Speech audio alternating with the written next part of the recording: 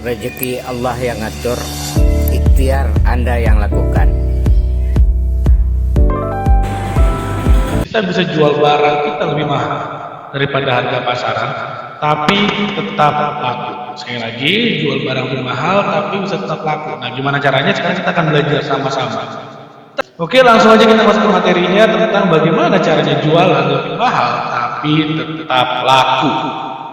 Nah, jadi pertama-tama saya ingin kasih tahu dulu bahwa salah satu yang saya tidak sukai dalam yang namanya bisnis adalah orang itu perang harga. Artinya perang harga adalah tidak memberikan nilai tambah, di mana satu-satunya nilai tambah yang dia punya itu adalah harganya lebih murah. Udah. Contohnya, Anda buka warung soto, di sebelah Anda ada warung soto juga. Akhirnya apa yang terjadi? Sudah, karena sama-sama jualan soto, berarti Anda cuma bisa lebih laku kalau misalnya Anda jualnya lebih murah daripada toko sebelah. Lalu kalau misalnya ada yang datang nawar ke Anda, udah harganya mahal banget. Udah, kalau mau tahu cek toko sebelah. Nah, itu berarti kelebihan Anda hanya di harga aja. Menurut saya itu sangat tidak sehat, karena itu kalau misalnya ada jualan, kalau keunggulan Anda adalah hanya lebih murah saja, berarti Anda tidak memberikan nilai tambah. Ketika Anda tidak memberikan nilai tambah, lebih baik Anda jangan berbisnis dulu. Pikirkan dulu ide produk apa atau servis seperti apa yang bisa Anda berikan sehingga Anda layak dijual lebih mahal. Kalau harga lebih murah itu biasanya untuk para pebisnis yang masih pemula, yang masih harus belajar. Tapi kalau Anda ingin naik level, please jangan jadikan harga lebih murah sebagai satu-satunya nilai tambah. Boleh harga lebih murah, tapi pastikan Anda juga memberikan nilai tambah yang lebih dahsyat daripada kompetitor Anda. Itu lebih jauh daripada kualitas sama atau kualitas lebih buruk tapi harga lebih murah. Nah, customer itu pada intinya adalah membeli karena trust, karena kepercayaan.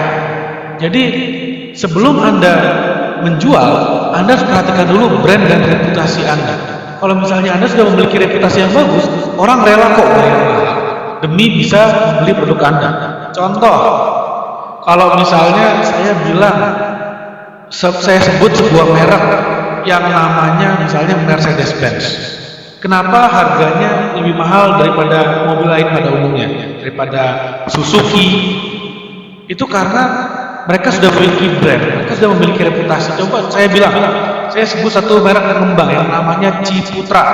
Kalau saya sebut Ciputra, Anda tahu ini adalah sebuah perusahaan developer properti. Apakah produk yang mereka jual murah? Oh tidak, mereka jual barangnya itu lumayan mahal, harganya lumayan mahal. Tapi tetap orang akan berebut beli. Kenapa? Karena satu, orang percaya ketika beli dari yang namanya Ciputra, barangnya pasti terbangun. Itu nomor satu. Nomor dua, kualitasnya pasti bagus. Kalau saya bilang namanya Agung Sedayu, Agung Podomoro, pasti orang antre beli. Sumarekon, orang pasti waiting list sampai beli kalau mereka buat apartemen, perumahan, ruko. Karena pertama, brandnya sudah besar dan mereka ketika sudah membangun pasti jadi. Makanya customer itu membeli karena trust. Bangunlah trust di kalangan customer Anda. Jadi Anda bisa jual lebih mahal lagi. Kedua, berikan the best customer service. Nah, ini ada sebuah contoh yang menarik bahwa ketika misalnya Anda memberikan customer service yang baik, orang rela bayar mahal. Ketika saya bilang customer service, itu bukan berarti Anda harus punya telepon customer service atau customer support 24 jam. Tidak harus seperti itu, meskipun itu penting kalau Anda bisa menyediakan. Tapi sederhana misalnya ketika orang datang ke toko Anda dan pulang dari toko Anda, misalnya Anda kasih terima kasih, lalu Anda berikan senyum salam sapa yang hangat.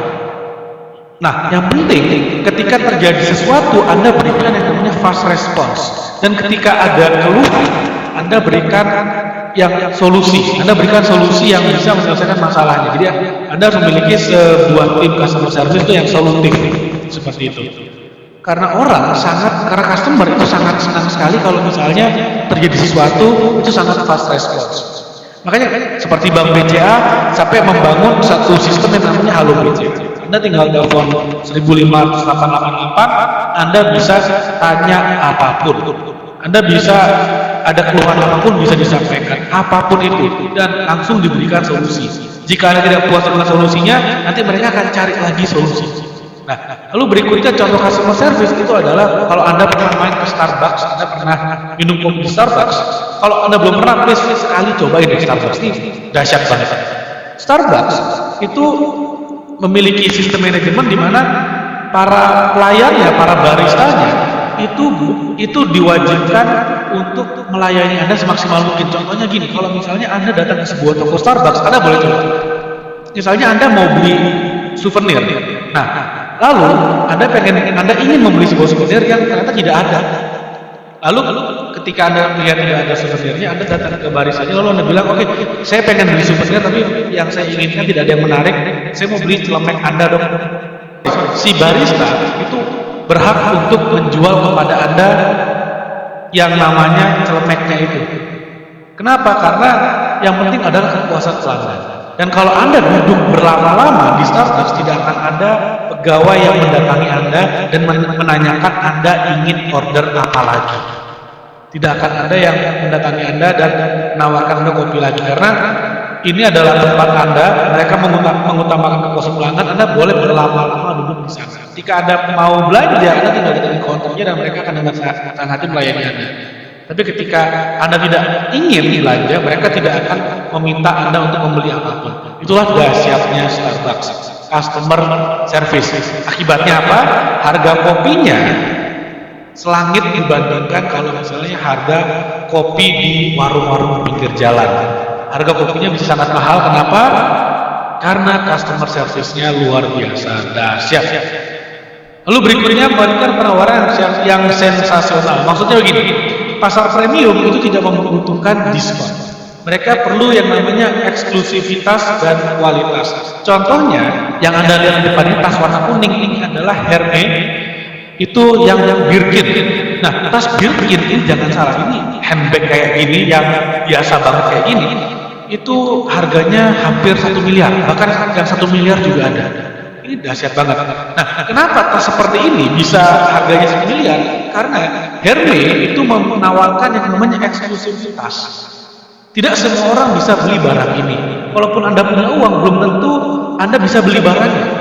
Karena mereka sangat menjaga banget yang namanya eksklusivitas. Hanya orang-orang tertentu yang berhak memiliki tas ini. Meskipun Anda punya uang, kalau Anda dianggap tidak berhak, mereka akan bilang barangnya tidak ada. Nah, kalau dari sisi kualitas, yes. Dari segi detailnya, Anda bisa lihat. Sebenarnya tas-tas seperti ini atau tas Louis Vuitton seperti itu Anda lihat jahitannya juga sangat rapi sekali. Bahkan beberapa tas itu ada sampai yang benar-benar handmade dan itu tidak dibuat dengan mesin. Artinya yang namanya sentuhan itu benar-benar sangat berkualitas tinggi sekali. Nah, ini adalah ketika kita bicara premium, artinya kita bisa menjual dengan harga yang sangat tinggi dan tetap ada orang yang beli, tetap akan ada yang beli, karena selalu ada market-market yang menyukai produk-produk premium. Nah, ketika mereka menyukai produk premium, yang mereka cari sekali lagi itu adalah eksklusivitas dan kualitas. Jadi pastikan produk Anda itu berkualitas, dan pastikan kalau misalnya Anda menjual produk yang komoditas, Anda berikan yang namanya eksklusivitas. Karena tas semua orang bisa punya tas, tapi tas Hermes Birkin itu tidak semua orang bisa punya. Eksklusivitas sangat-sangat penting sekali. Lalu berikutnya, kalau misalnya Anda ingin menjual barang premium atau barang dengan harga tinggi, Anda harus fokus pada target premium. Contoh, Ferrari itu harga barangnya miliaran. Harga satu mobil itu bisa mencapai harga miliaran rupiah. Apakah Ferrari mengeluarkan mobil SUV seperti sekelas Kijang Innova yang harganya 200 juta? Tidak akan pernah. Karena mereka fokus di target premium. Karena mereka membangun brand mereka itu adalah untuk pasar-pasar kelas atas. Dan mereka tidak akan pernah membuang waktu untuk mengejar pasar ekonomi kelas bawah. Mereka fokus di sana. Kalau misalnya Anda sudah keluarin barang dan Anda sudah jual murah di awal, lalu Anda mau naikin harganya jauh lebih susah. Saran saya, kalau misalnya Anda mau melakukan penetrasi pasar lebih tajam lagi, Anda bisa buka ke harga tinggi, setinggi-tingginya terserah Anda.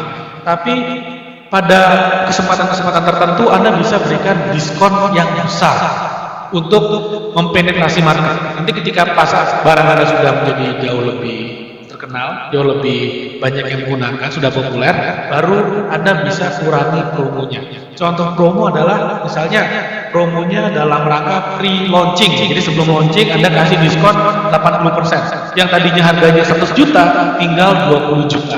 Yang tadinya harganya 10 juta tinggal 2 juta. Jadi dengan cara seperti ini Anda bisa pelan-pelan naikin harganya dengan cara bukan menaikkan harga tapi mengurangi diskonnya. Tapi tetap fokus Anda dari awal adalah pasar kelas atas. Karena kalau misalnya Anda mau jualan untuk pasar kelas atas, Anda harus pastikan banyak orang yang memakai itu adalah kalangan kelas atas. Kalau misalnya banyak orang kaya yang pakai, otomatis orang kaya yang lain juga ingin memiliki. Karena itu adalah bagian dari dalam tanda petik status sosial mereka. Oh, semua orang kaya punya Bentley, semua orang kaya punya Alphard. Kalau tiba-tiba Alphard dia jual grosir barangnya, dia jual eceran, maksudnya dia jual dengan harga rendah, lalu dia jual dengan harga 50 juta, akhirnya banyak orang yang punya, otomatis orang kaya kehilangan nafsu makannya terhadap Alphard itu. Jadi please fokus pada market kelas premium sehingga brand Anda akan terbangun untuk kalangan tersebut. Mudah-mudahan bermanfaat apa yang saya sharing dalam video kali ini. Jangan lupa Anda tekan tombol subscribe dan Anda akan mendapatkan terus update materi-materi tentang bisnis, marketing, digital marketing, entrepreneurship, tentang investasi yang sangat-sangat bermanfaat sekali untuk Anda. Oke, jadi sekali lagi tekan tombol subscribe dan pastikan notifikasi Anda karena Anda akan mendapatkan konten-konten yang sangat bermanfaat. Setiap hari saya akan sharing. Oke, baik. Jangan lupa Anda share juga videonya kalau Anda rasa video ini bermanfaat. Anda sharing kepada teman-teman Anda yang Anda rasa bisa mendapatkan manfaat dari video ini sehingga barang-barangnya bisa dijual dengan harga yang lebih mahal tapi tetap laku. Dan kalau Anda merasa video ini bermanfaat, jangan lupa sekali lagi tekan tombol subscribe lagi di video berikutnya.